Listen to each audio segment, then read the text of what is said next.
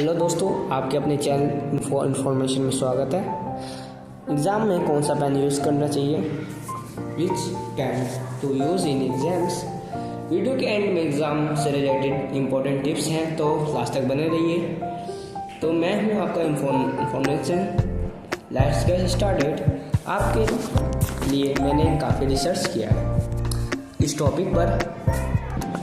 हम सबके लिए एग्ज़ाम बहुत ही इम्पोर्टेंट है, इसलिए हम चाहते हैं कि हम अपना पेपर बहुत ही अच्छे से लिखें। लेकिन हमें हमेशा ये कन्फ्यूज़न रहता है कि हम एग्ज़ाम में हम पेपर किस कलर के पेन से लिखें या किस टाइप के पेन से लिखें, जिससे हमारी हैंडराइटिंग अच्छी दिखे और जो टीचर है सामने जो वो क्वेश्चन पढ़ रहा है, जो आंसर पढ़ रहा है, उसे हमारे मतलब समझ में आए कि हमने लिखा क्या पेपर में। तो दोस्तों, आपको परेशान होने की कोई ज़रूरत नहीं है। इस वीडियो में आपके सारे कंफ्यूजन दूर कर दूँगा। और ये जो बैकग्राउंड साउंड्स आ रहे हैं इसलिए माफ़ी चाहता हूँ, क्योंकि दिवाली की एक दिन वीडियो बाद बना रहा हूँ, तो दिवाली की साउंड्स और कुछ एको है वो भी ठीक हो जाएंगे कुछ दिन के बाद। चैनल पर नए आए हैं तो चैनल को सब्सक्राइब कर दीजिए, बेल आइकन को दबा दीजिए, ताकि चैनल से रिलेटेड वीडियो आपको जल्द से जल्द मिल जाए। तो आप लोगों ने भी काफ़ी रिसर्च किया होगा कि कौन सा पेन खरीदना चाहिए। यूट्यूब पर, गूगल पे, काफ़ी जगह अपने दोस्तों से पूछा होगा, ठीक है, कि 2 वाला खरीदे, 3 वाला खरीदे, 5 वाला, 10 वाला खरीदे। और मैंने भी रिसर्च किया और मेरे को पता लगा कि यूट्यूब पर ये बताया जाता है कि थोड़ा महंगा पेन खरीद लो तो उससे हैंडराइटिंग अच्छी हो जाएगी, ये वाला पेन खरीद लो उससे हैंडराइटिंग अच्छी हो जाएगी। तो ऐसा कुछ नहीं है। आपके लिए मैं बजट फ्रेंडली पेन लेके आया हूँ। जैसे मार्केट में 2 का होता है, 3 का होता है, 4 का होता है, 5 का होता है, 10 का होता है, जो इजीली हर बुक स्टोर में मिल जाता है। आपकी ये भी क्वारी होती है कि एग्ज़ाम में ब्लैक पेन से लिखना चाहिए या नहीं लिखना चाहिए, या जेल पेन से लिखना चाहिए या बॉल पेन से लिखना चाहिए। तो चलो आपकी सारी डाउट्स क्लियर कर दिया जाए। तो सबसे पहला फर्स्ट इंक्वायरी ये होता है कि सबसे पहले आप ये देखिए, आपको कंफर्ट, सी योर कंफर्ट। इसका मतलब है कि जो सा भी पेन ले रहे हैं आप, 2 का ले रहे हैं, 3 का ले रहे हैं, 5 का ले रहे हैं, तो उसमें आपको ग्रिप देखिए, क्या उसकी ग्रिप स्मूथली है, आपको पकड़ने में उसे रफ नहीं लग रहा, टाइट नहीं लग रहा। अगर पकड़ने में, कैच करने में कोई दिक्कत नहीं है, राइटिंग करने में कोई दिक्कत नहीं है, अगर आप फास्ट एंड फ्यूरियस लिख पा रहे हैं, कोई दिक्कत नहीं है, इसका मतलब वो पेन सही है। तो डो नॉट यूज़। और सेकंड हमारा है टॉप पॉइंट है कि do not use now new pen at last moment. काफ़ी बच्चे करते हैं ना कि पूरे 1 साल नहीं पढ़ा होता उन्होंने, और पेपर के टाइम में वो नया पेन खरीदने चले जाते, मम्मी ये पैसे दे दो, मुझे पेन खरीदना है। तो मम्मी दे देती है कि हाँ ले लेना। तो मम्मी कहती है कि 20 वाला खरीदना, 50 वाला खरीद लेना, उससे हैंडराइटिंग अच्छी होती है। आप जाके मार्केट में जाके खरीद लेते हो कि ये 20 वाला पेन दे दो, ये वाला पेन दे दो, 50 वाला पेन दे दो। लेकिन ऐसा नहीं करना चाहिए। आपको हमेशा जो पेपर होता है ना, पेपर के 1 महीने या 15 दिन पहले आपको हैंडराइटिंग की ना तैयारी करनी चाहिए, ठीक है। कि अब मैं यहाँ पे सबको ये तो नहीं बता रहा कि हैंडराइटिंग करनी चाहिए। जो आप पेपर में पढ़ाई करते हो ना, जिससे पूरे साल पढ़ा होता है, जिस पेन से आपने यूज़ किया होता है, तो वही पेन आपको एट दी एंड भी यूज़ करना होता है, जिससे आपकी हैंडराइटिंग की ना ग्रिप एकदम बनी रहे। वो जो पेन आपने पूरे महीने, लास्ट साल भर यूज़ किया ना, उससे आपकी ग्रिप मस्त रहती है एकदम, ठीक है। तो इसमें ये होता है कि किसी को पेन जो पसंद होता है वो ग्लास वाला पसंद होता है, किसी को रबर वाला पसंद होता है, और किसी को प्लास्टिक वाला पेन पसंद होता है। उसमें उसकी ग्रिप अच्छी होती है। अगर बात की जाए इग्नू की, तो इग्नू में काफ़ी टाइम तक बुक्स नहीं आती हैं, साल तक बुक्स नहीं आती हैं, तो काफ़ी बच्चे तो पढ़ नहीं पाते हैं। और अगर हो सके तो आप ना अपना प्रीवियस ईयर के क्वेश्चन ना देखिए, लास्ट 5 ईयर्स के क्वेश्चन देखिए, उससे सॉल्व कीजिए। जैसे क्वेश्चन में मैं भी लेके आऊँगा प्रीवियस ईयर के क्वेश्चन, लास्ट 5 ईयर्स के, जैसे 23 चल रहा है, 18 ईयर्स 2018 तक का क्वेश्चन पेपर, जिससे आपकी हैंडराइटिंग भी अच्छी हो। और थर्ड पॉइंट हमारा है हैंडराइटिंग में यह है कि ना जो आप लिख रहे हैं तो वो सामने वाले को समझ में आना चाहिए। हैंडराइटिंग ऐसी हो कि 10 लोग पढ़ पाए, ये नहीं कि आपने लिखा कि आप ही पढ़ पा रहे हैं, क्योंकि आप तो आएंगे नहीं लिखने के बाद, दोबारा आपको बुलाया तो नहीं जाएगा कि हाँ आ जाइए ज़रा पढ़ लीजिए, ऐसा तो नहीं होगा।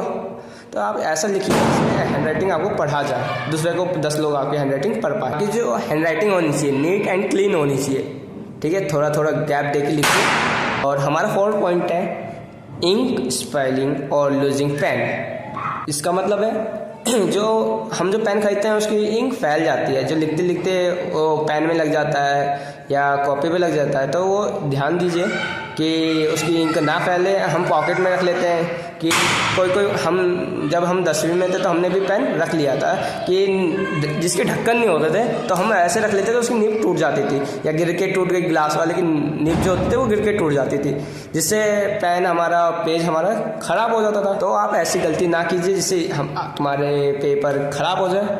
तो और दूसरी बात है कि पेपर लिखते लिखते आप कहीं भूल जाते हैं पेन आपने कहाँ रखा है, तो आप रख के भूल जाते हैं, लूजिंग पेन खो जाता है आपका पेन, या बाई चांस आपने कहीं रख दिया आप भूल गए, तो आप ये एक्स्ट्रा पेन लेके जाइए। एग्ज़ाम के टाइम में 2-4 एक्स्ट्रा पेन लेके जाइए। और जो आप एक्स्ट्रा पेन लेके जा रहे हैं तो कुछ ना कुछ उससे पहले कभी ना कभी लिखा होना चाहिए, 1 महीने पहले, 15 दिन पहले उसे लिखा होना चाहिए। और हमारा 5th पॉइंट है आंसर प्रेजेंटेशन। जो आप आंसर लिखोगे उसकी प्रेजेंटेशन बढ़िया होनी चाहिए, ठीक है, A1 होनी चाहिए, क्योंकि राइट आंसर नीटली एंड ना वेल प्रेजेंटेड मैनर, कि आपको जो आंसर लिख रहे हो एकदम वेल तरीके से लिखा होना चाहिए, एकदम बढ़िया तरीके से, कि उसमें जो उसकी टाइटल्स होने चाहिए, उसके हेडिंग होनी चाहिए, उसके बुलेट पॉइंट्स होने चाहिए, उसके डायग्राम्स होने चाहिए, उसके हाईलाइट पॉइंट्स होने चाहिए। आपको ये सब का ध्यान रखना चाहिए। जैसे इसमें जो कुछ टॉपिक है गिव हाई टाइटल जो आप लिख रहे हो, जैसे मैंने कहा था ना कि ब्लैक पेन यूज़ करना चाहिए, तो अब आया है कि ब्लैक पेन यहाँ यूज़ करना है।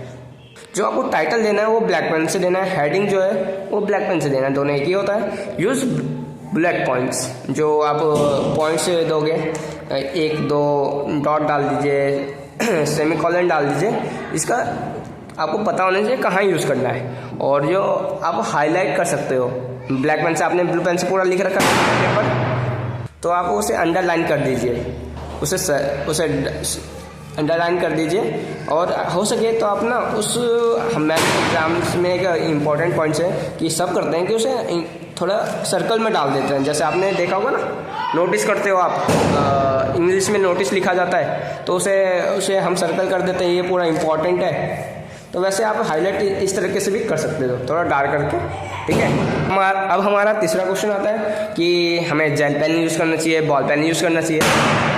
तो आपको बॉल पेन यूज़ करनी चाहिए, मेरे अकॉर्डिंग आपको बॉल पेन यूज़ करना चाहिए, क्योंकि जो जेल पेन होते हैं, आप पेन तो खरीद लेते हैं, वो चलता भी बढ़िया ही है, लेकिन ये होता है कि लिखते लिखते ना एक जैसे राइटिंग नहीं होती, और वो इतना फास्ट नहीं होता है। लेकिन देखा जाए तो कोई लिख भी लेता है, मेरे कुछ दोस्त हैं जो जेल पेन से भी उतना बढ़िया लिख लेते हैं। लेकिन अगर मैं देखूँ, मैंने काफ़ी बार ट्राई किया है, लेकिन जो जेल पेन से राइटिंग ना, बॉल पेन जो राइटिंग देता है वो मस्त ही देता है, जेल पेन की राइटिंग नहीं हो पाती है। वो जो राइटिंग का फ्लो होता है ना, वो जेल पेन से नहीं आ पाता है, वो कहीं डार्क होता है, मोटा मोटा लिखा जाता है, कहीं पतला लिखा जाता है, तो ऐसे में एक लाइन नहीं बैठ पाती उस पर। इससे फास्ट जो हम लिख रहे होते हैं ना, तो हम टीचर वो पढ़ नहीं पाता है। तो आपको ब्लू पेन यूज़ करना चाहिए बॉल का, जिससे इंक फ्लैट नहीं होगी, और जो आप लिखते हो उसमें डार्क और ये डॉट डॉट अगर करते हो ना, तो एग्जाम्स में देखे होगे कि पीछे छप भी जाता है, जो उसके आपको अगर देखोगे तो उसमें भी दिक्कत होता है कि आपने इधर लिखा इस पेज पे तो उस पेज पे छप जाता है।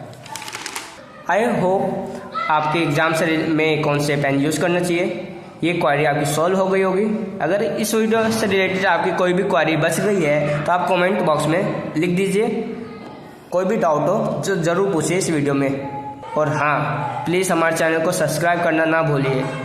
और very sorry for background sounds. और जो हमारा इंपॉर्टेंट टिप्स था अब मैं आपको बताने वाला हूँ।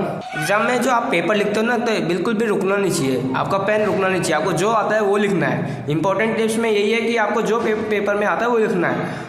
और ज़रूरी नहीं है आपको महंगा पेन खरीदना है, कि नुकीला वाला पेन खरीदना है, इंक वाला पेन खरीदना है, उससे हैंडराइटिंग अच्छी है। और सबसे इम्पॉर्टेंट पॉइंट है कि आपको ना हाइलाइटर का यूज़ नहीं करना है, और वाइटनर जो है ना वो भी यूज़ नहीं करना है, कि हमारा मिस्टेक हो जाता है आप कट कर देते हो, तो वो भी नहीं करना है।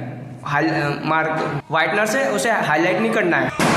आप लोग ना वाइटनर का ऐसा यूज़ करते हैं जैसे उसे हाईलाइट कर रहे हो, वाइट तो उससे हाईलाइट हो जाता है। आपको हाईलाइट ब्लैक पेन से ही करना है। और काफ़ी ऐसे बच्चे होते हैं जो लिखने के बाद बहुत बड़ा कटस कर देते हैं, पूरा कट कर देते हैं, क्रॉस करते हैं, उसमें एक से ज़्यादा सर्कल करते रहते हैं। हमारी लैंग्वेज में उसे घुसुर मुचुर कहते हैं। तो ऐसा नहीं करना है आपको, ठीक है। आप एक हल्का सा कट कर दीजिए ऊपर, दो लाइन मार दीजिए, ठीक है, तो वो माना जाएगा कि आपने कट कर दिया। और पेपर लिखने टाइम में आप जो पूरा पेपर काट देते हो ना, वो भी नहीं करना है, उससे ना आपका इंप्रेशन टीचर पे ख़राब पड़ता है, ठीक है। उसका मार्क्स काट लिया जाता है। वैसे भी इग्नू में मार्क्स थोड़े कम दिए जाते हैं अगर देखा जाए तो। मैंने काफ़ी कमेंट्स नहीं, मैंने खुद रिसर्च किया है। वैसे मैं इग्नू का ही स्टूडेंट हूँ, तो मुझे पता है कि जो एग्ज़ाम के टाइम में होता है ना, कि आप अगर दोबारा एग्ज़ाम देंगे, आप रीचेकिंग करवाएंगे, तो उसमें आपको पता लग जाएगा। एक बार आप अगर करवाना चाहें तो आप करवा सकते हैं, जिससे आपको पता लग जाएगा इग्नू में नेगेटिव मार्किंग तो नहीं होती है, लेकिन वो इस तरह से काटते हैं। आप हमारा तो उसकी जो फीस लगती है चेकिंग करवाने के 700 लग जाते हैं, 700 या 750 है। तो इस चक्कर में बच्चे चेकिंग नहीं करवाते हैं, और जो अफोर्ड कर पाते हैं तो वो ज़रूर चेक करते हैं, और उन्हें मार्क्स भी मिलते हैं, क्योंकि उन्हें पता, अपने पे बिलीव होता है, और हमें भी बिलीव होता है। लेकिन हम ये करते हैं क्या, पैसे के चक्कर में हम दोबारा चेकिंग नहीं करवाते हैं, क्योंकि उस 200 में हम उससे दोबारा पेपर दे सकते हैं।